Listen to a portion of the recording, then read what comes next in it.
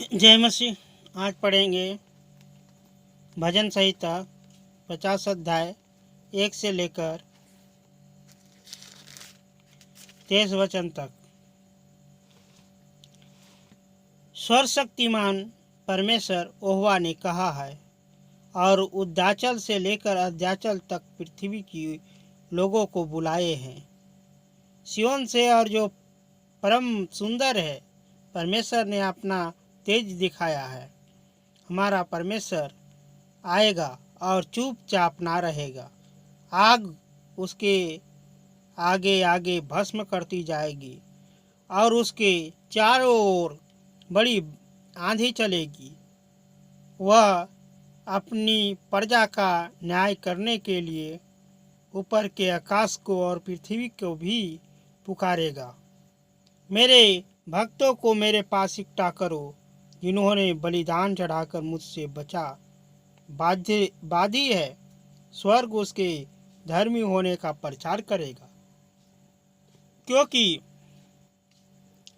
परमेश्वर तो आप ही न्यायी है। हे मेरी प्रजा सुन, मैं बोलता हूँ, और हे इज़राइल, मैं तेरे विषय में साक्षी देता हूँ।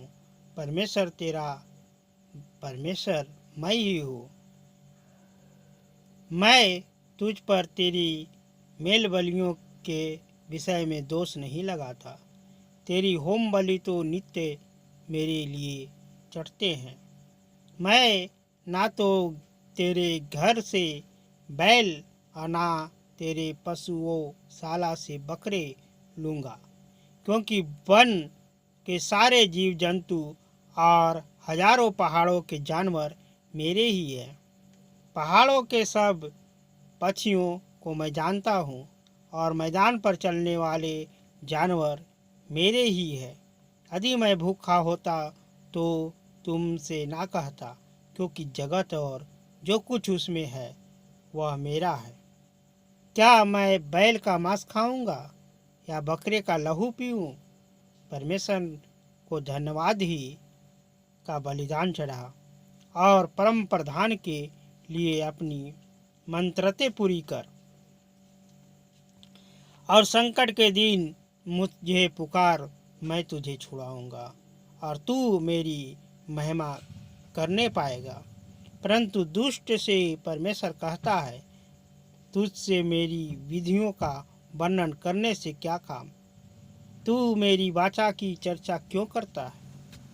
तू तो शिक्षा से बैर करता और मेरे वचनों को तू जानता है। जब तूने चोर को देखा तब उसकी संगति से प्रसन्न हुआ और परम स्त्री गमनियों के साथ भागी हुआ। तुमने अपना मुंह बुराई करने के लिए खोला और मेरी जीभ छल की बातें गढ़ती है। तू बैठा हुआ अपने भाई के विरुद्ध बोलता और अपने सगे भाई को चुगली खाता है।